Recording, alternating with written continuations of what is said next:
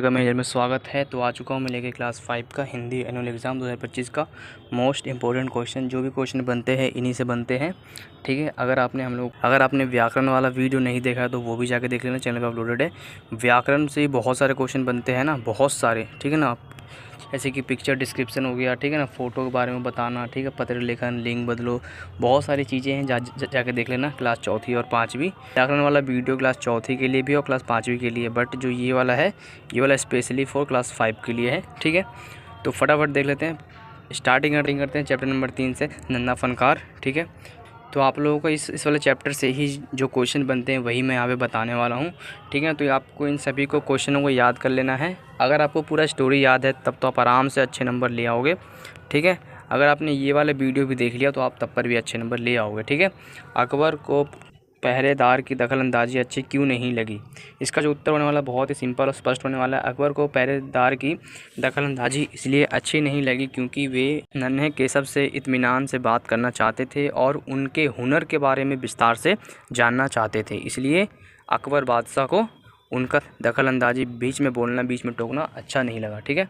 अगला जो होने वाला है यहाँ पे देख लीजिए, नीचे लिखे शब्द में अंतर क्या है? वाक्य बनाकर अंतर स्पष्ट करो, ठीक है। यानी कि यहाँ पे देख सकते हैं, यहाँ पे फुसफुसाना, हड़बड़ाना, भुनभुनाना, इनका मतलब क्या है? तो इनका मतलब बिल्कुल ही सिंपल से आपको मैं बताने वाला हूँ। देख लीजिए, यहाँ पे फुसफुसाना होता है धीरे धीरे बोलना या कोई बात कहना, उससे फुसफुसाकर मेरे कान में अपनी गलती के बारे में बताया, ठीक है ना।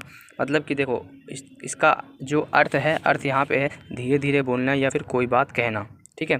अब इसका जो है उदाहरण, उसने फुसफुसाकर मेरे कान में अपनी गलती के बारे में बताया, ठीक है, ये उसका उदाहरण हो गया। अगला है ये वाला वर्ड, गुस्से या क्रोध में कुछ न कुछ बोलना, ठीक। जब आपको गुस्सा आता है या फिर क्रोध आता है तो आप अंदर कुछ बोलते हो, फिर मुंह से भी कुछ न कुछ बात निकल जाता है, उसी को कहते हैं, ठीक है ना।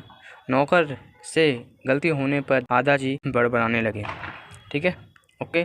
अगला वर्ड है भुनभुनाना। इसका मतलब है धीरे धीरे जली कटी सुनाना, स्पष्ट बोलो भुनभुनाओ नहीं। इसका उदाहरण है स्पष्ट बोलो भुनभुनाओ नहीं, ठीक है।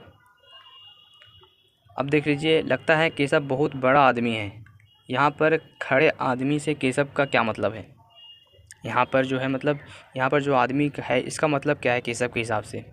यहाँ पर आदमी से केशव का मतलब है किसी प्रतिष्ठित और प्रभावशाली आदमी से, ठीक है। अब यहाँ पे देख लीजिए, अब यहाँ पे कुछ संज्ञा है, ठीक है, इसका क्रिया है और इसका वाक्य प्रयोग है, ठीक है। यहाँ पे देख लीजिए, स्टॉप करके संज्ञा, क्रिया और इसका वाक्य में प्रयोग कैसे किया गया है, स्टॉप करके पढ़ लेना। अगला चैप्टर है जहाँ चाह वहाँ राह। ये बहुत इंपॉर्टेंट चैप्टर है। प्रश्न नंबर 1 देखते हैं इसका, ईला या ईला जैसी कोई लड़की यदि तुम्हारे कक्षा में दाखिला लेती है तो तुम्हारे मन में कौन कौन से प्रश्न उठते हैं?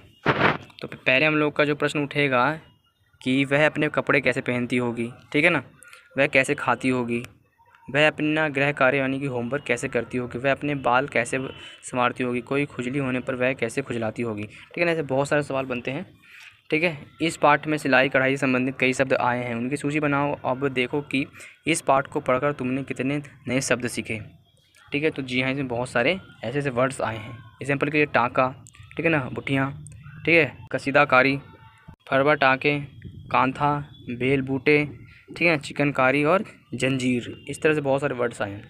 अगला जो चैप्टर होने वाला है डाकिये की कहानी, कुंवर सिंह की जुबानी, ठीक है। तो ये भी बहुत ही इंपॉर्टेंट चैप्टर रहने वाला है, तो इस पर भी थोड़ा फोकस कर लेना, ठीक है। तो देख लीजिए, कंवर सिंह कौन है, उनके एक बेटे की मौत कैसे हुई, यही आपको बताना है।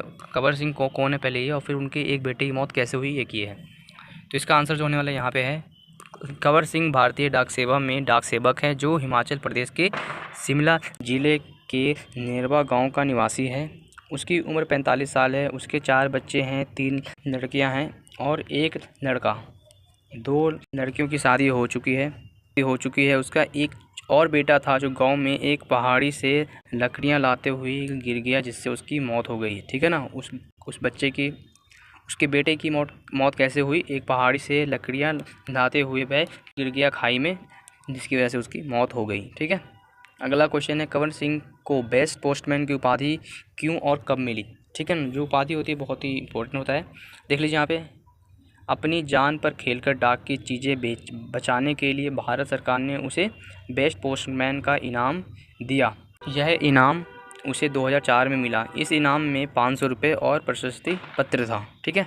अगला जो क्वेश्चन बनता है, कुंवर सिंह को डाक सेवक के रूप में कौन कौन से काम करने होते हैं। तो उनको बहुत सारे काम करने होते हैं, जैसे कि चिट्ठियाँ, रजिस्ट्री पत्र, पार्सल, बिल, बूढ़े लोगों की पेंशन आदि छोड़ने कुंवर सिंह को गांव-गांव जाना होता है। ठीक है, तो उनको चिट्ठियाँ पहुंचाने के लिए, पार्सल का, बिल का, फूलों, ठीक है, पार्सल पहुंचाना, बिल पहुंचाना, और जो बूढ़े लोगों की पेंशन होती है उनको पहुंचाने के लिए, छोड़ने के लिए, ठीक है ना, पोस्ट करने के लिए इनका उपयोग होता था। ठीक है, अगला जो चैप्टर होने वाला है, वेद, इनके क्या अधीन थे। इस वाले चैप्टर से आई थिंक बहुत कम ही क्वेश्चन आएंगे, बट आप देख लो। कुम्मी के हाथ जो किताब आई थी वह कब छपी होगी। उत्तर, ठीक है, तो इसका आंसर हो जाएगा, यह किताब सदियों पहले छपी होगी, यानी कि बहुत पहले। ठीक है, अगला क्वेश्चन है, तुम कागज़ पर छपी किताबें से पढ़ते हो, पता करो कि कागज़ से पहले की छपाई किस किस चीज़ पर हुआ करती थी। इसका जो आंसर होने वाला है, कागज़ से पहले की छपाई पत्तों पर, ताम्रपत्रों पर, ठीक है, लकड़ियों पर हुआ करती थी। ठीक है, ये क्वेश्चन आ भी सकता है कि पत्तों पर होता था पहले। ठीक है ना। अगला जो क्वेश्चन है, नीचे कुछ वस्तुओं के नाम दिए गए हैं, बड़ों से पूछकर पता करें कि 20 साल पहले इनकी क्या कीमत थी और अब इनका कितना दाम है। अभी कुछ वस्तुओं का नाम है, देख लीजिए। आलू, लड्डू, शक्कर, दाल, चावल, दूध। ठीक है, तो इनका जो था वस्तुओं के नाम ये रहे। 20 साल पहले की कीमत थी आलू का 75 पैसे, पैसे की बात किया जा रहा है यहाँ पे। ठीक है ना। लड्डू का कीमत था 10-20 रुपये प्रति किलोग्राम, 1 किलो 10-20 रुपये का आपको मिल जाता था। और जो चीनी था 3-4 रुपये किलो, और जो दाल था 4-5 रुपये किलो, जो चावल था 5-10 रुपये किलो, जो दूध था 4-5 रुपये प्रति लीटर। बताओ कितना कम रेट था 20 साल पहले। अब का रेट देखो, जो आलू है 10 रुपये किलो है, लड्डू जो है आप लोगों का वो 150 से 200 रुपये किलो है, और जो शक्कर है वो 30-32 रुपये किलो है। ठीक है ना। जो दाल है 60-80 रुपये किलो है, चावल 25 से 60 रुपये के बीच में आता है, और जो दूध है वो 32 से 38 रुपये, बल्कि 38 भी नहीं है, हाँ अब ये 38 भी नहीं रहा, अब ये 60 रुपये होने वाला है। ठीक है ना, 60 रुपये प्रति लीटर होने वाला है दूध अब। अगला चैप्टर यहाँ पे हमारे पास है, एक माँ की बेबसी। ठीक है, देख लीजिए यहाँ पे, अंदर की छटपटाहट उसकी आंखों में किस रूप में प्रकट होती थी। इसका जो आंसर होता है, चमक के रूप में, डर के रूप में, जल्दी घर लौटने की इच्छा के रूप में। ठीक है ना। उत्तर, डर के रूप में। ठीक है, तो ये MCQ टाइप में होने वाला है। डर के रूप में उनकी अंदर की छटपटाहट दिखती थी।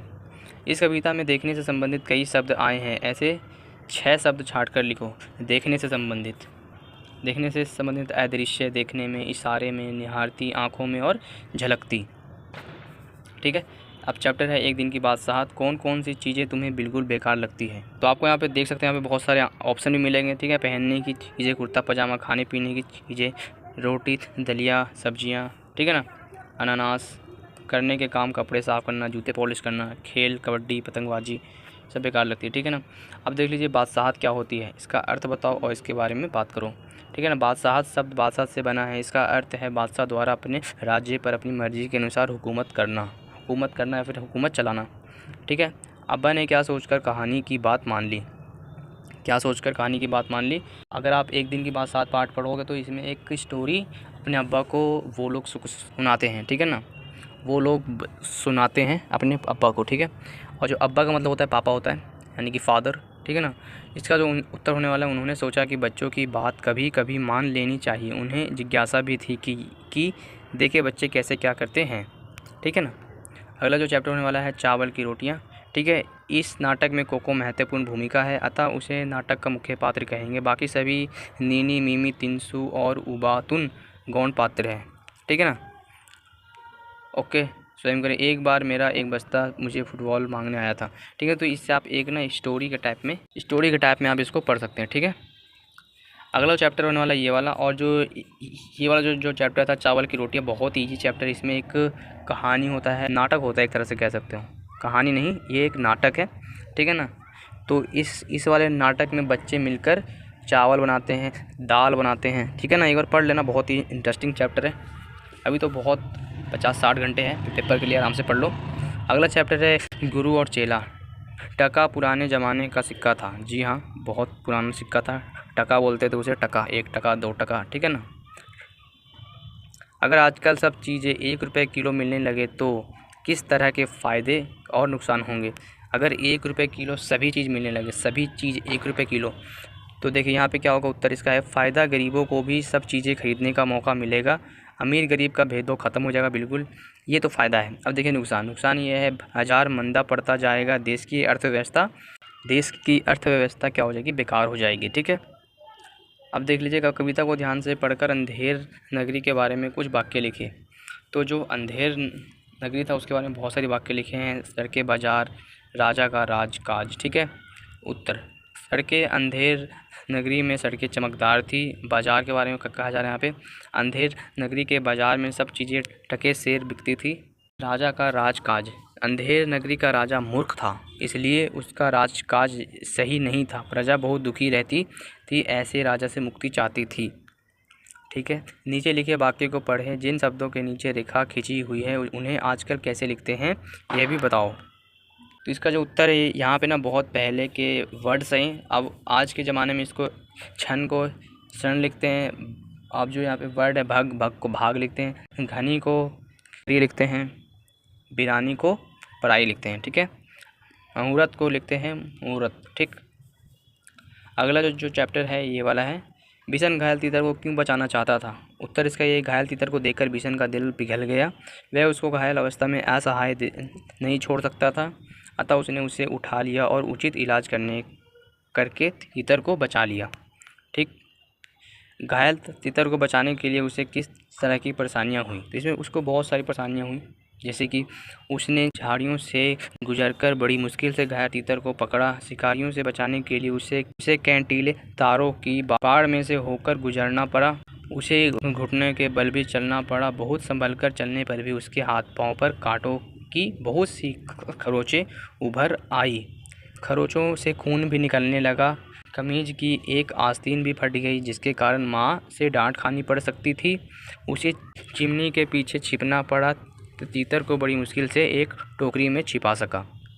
ठीक है, अगला क्वेश्चन ये है, घायल तीतर अगर तुम्हें मिला होता तो तुम उसे पालते या अच्छा होने तक छोड़ देते, क्यों।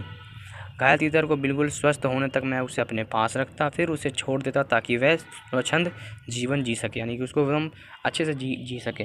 अगला जो चैप्टर है, चुनौती हिमालय की, जो कि लास्ट चैप्टर है। जवाहरलाल को अमरनाथ तक का सफ़र अधूरा क्यों छोड़ना पड़ा। जवाहरलाल इसमें मेन पात्र है इस चैप्टर में। ठीक है ना, तो उसको अमरनाथ तक करना था सफ़र, बट वो अधूरा छोड़ दिया, यानी कि बीच में छोड़ दिया, क्यों। इसका उत्तर हो जाएगा, जवाहरलाल को अमरनाथ तक का सफ़र अधूरा इसलिए छोड़ना पड़ा क्योंकि आगे का रास्ता अनेकों गहरी और चौड़ी खाइयों से भरा पड़ा था। खाइयाँ पार करने का उचित सामान भी नहीं था उनके पास, इसलिए उन्हें आधे रास्ते में छोड़ना पड़ा।